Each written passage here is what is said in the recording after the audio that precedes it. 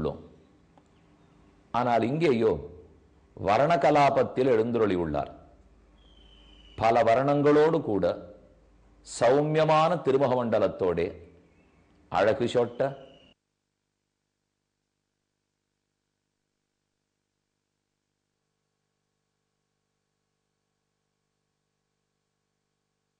பெருமான எழுந்துருளி இருக்கிறார். அவரும் வர்ணத்தில் தான் உள்ளார். இவரை கண்ணாடி மூலமாக சேவித்துக் கொள்ளுகிறோம். பகவானுடைய பெருமையை சொல்ல கண்ணாடிகள் போதாது. அது இருக்கும் அழுக்கை அழுக்கோடு சேர்த்து காட்டும். ஆனால் நரசிம்மன் அப்படியா? வேதம் என்னும் கண்ணாடி, அதில் தான் பகவானை நாம் தரிசிக்க முடியும். சுதர்சன சக்கரத்தையும் நரசிம்மரையும் ஒரு சேர வணங்கிக் கொண்டோம். இத்திருக்கோயிலில் ஒரு சிறப்பு, துவாரபாலகர்களாய் சுதர்சனாழ்வானுடைய கோயிலை காப்பவர்களாய் சங்கநிதியும் பத்மநிதியும் எழுந்துருளி உள்ளார்கள். நவரத்னம், நவதானியம், நவரசம், நவவித சம்பந்தம் என்றெல்லாம் கேள்விப்பட்டிருக்கிறோம். அதே போல நவநிதிகள், குபேரனுக்கு இருக்கிற நவநிதிகள், அந்த நிதிகளில் தலையாயவர்கள்தான் சங்கநிதியும் பத்மநிதியும். இந்த நிதி இருந்தால் எந்த செல்வமும் செழிப்பும் தான் கிட்டாது. ஏன் திருவேங்கடமுடையானுடைய கோயில் வாசலிலேயே சங்கநிதியும் பத்மநிதியும் உண்டு. அதையே ஞாபகப்படுத்துமா போலே இந்த திருக்கோயிலிலும் இவர்கள் இருவரும் வாயில் காப்போர்களாக உள்ளார்கள். சுதர்சனாழ்வாரை சேவித்துக் கொண்டோம். அவருடைய அம்சந்தானே வில். எந்த ஆயுதமா இருந்தாலும் சுதர்சனத்தின் அம்சந்தானே. இப்போது ராமன் வில்லிருக்க போவதை கேட்கப் போகிறோம். வில்லு முறிந்து போனதை கண்டார்களா, கேட்டார்களா? காண வேணுமென்று மக்கள் விருப்பப்பட்டார்கள். ஆனால் அவர்களால் காண முடியவில்லை. அவ்வளவு வேகத்தில் ராமன் முறித்து விட்டான். ஆனால் அது முறிந்த சத்தம் மட்டும்தான் கேட்டது. இப்போது நாம் 67வது சர்க்கத்தில் உள்ளோம். இதம் தனுர்வரம் திவ்யம் சம்ஸ்பிருஷாமீக பாணினா யத்னவாஞ்ச பவிஷ்யாமி தோலனே பூரணே பிவா. இதை எடுப்பதிலும் வளைப்பதிலும் நாணேற்றுவதிலும் நான் சமர்த்தன்.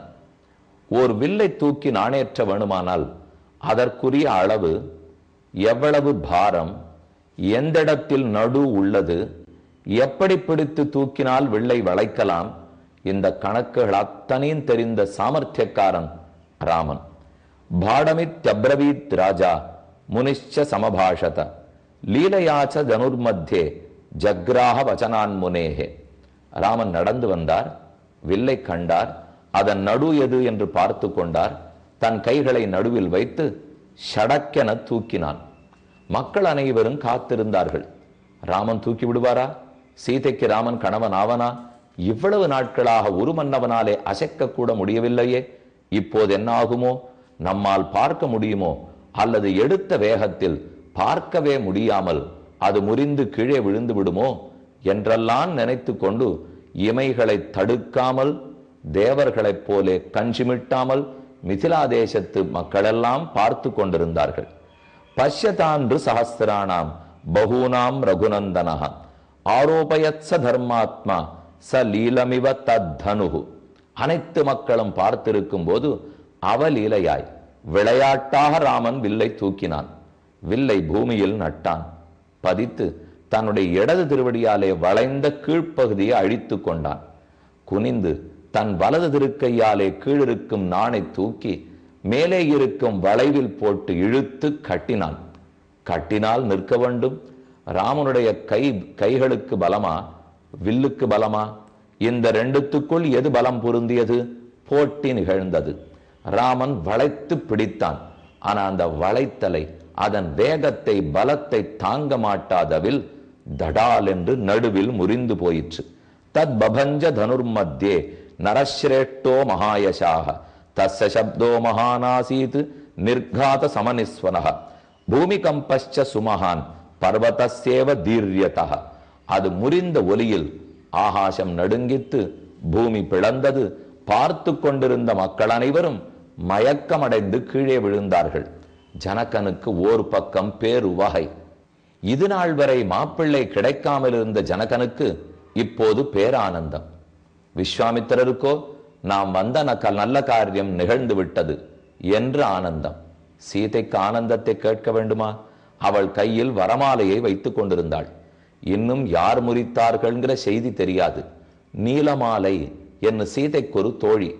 அவள்தான் ராமன்தான் வில்லை முறித்திருக்கிறான்கிற உண்மை எடுத்துரைத்தாள். சீதைக்கு பேரானந்தம். அவை அத்தனையும் கம்பநாடர் ரொம்ப ஆச்சரியமா சொல்லியிருக்கார். அது என்னங்கிறத அடுத்த நாள் தெரிவிக்கிறேன். இப்போது வால்மீகி ராமாயணத்தை முடிப்போம். பூமி கம்பச்ச சுமஹானு பர்வதசேவ தீர்யதா அத்யத்புதம் அச்சிந்தியஞ்ச அதர்க்கிதமிதம் மயா ஜனகானாம் குலே கீர்த்திம் ஆகரிஷ்யதி மேசுதா.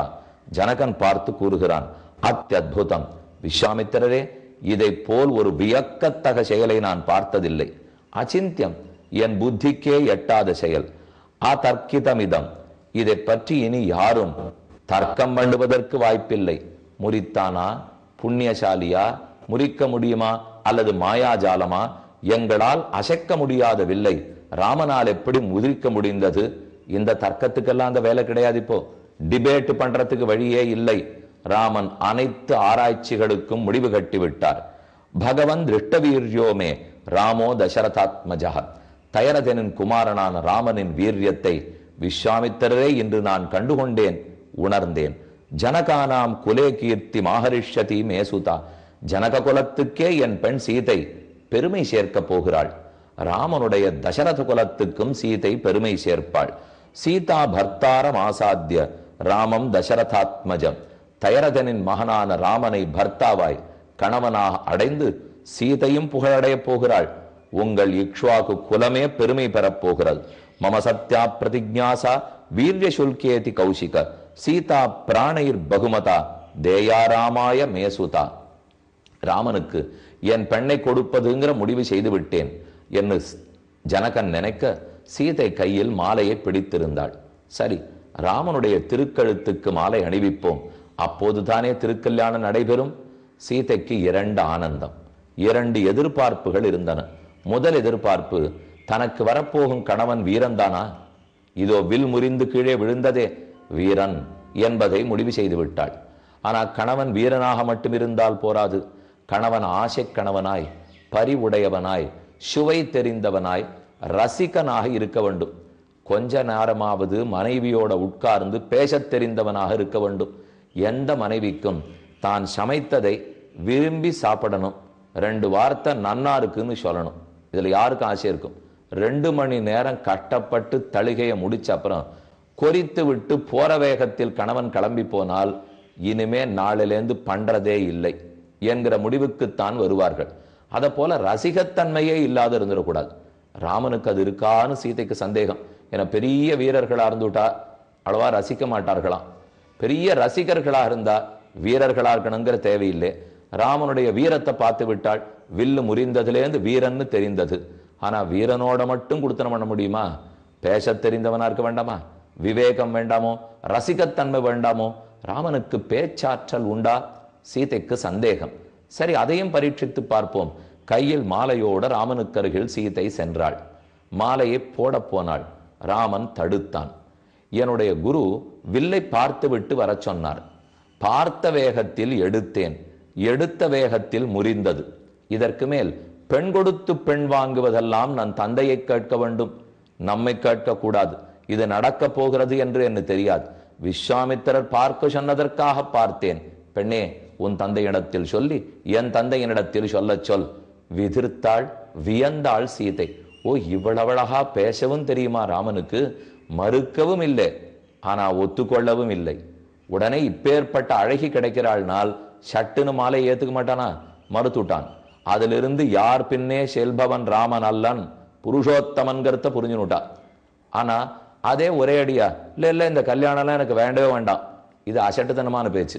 அதையும் ராமன் பண்ணல. இப்போ கல்யாணம் வேண்டான்னு சொல்லலே, வேணும்னு சொல்லலே, நம்முடைய தந்தையை கேட்டுத்தான் கல்யாணம் நடக்க வேண்டும். அப்ப நல்ல பேச்சாற்றல்.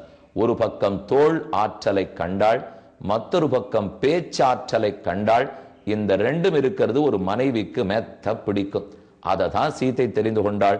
உடனே குறிப்புணர்ந்த ஜனகன் விஸ்வாமித்திரரிடத்தில் வேண்டி வாயுவேக மனோவேகமாக போகக்கூடிய குதிரை வீரர்கள் அவர்களை கூப்பிட்டு நேரே தசரதனுக்கு போய் செய்தி சொல்லுங்கள் என்று அனுப்பி வைக்கிறான்.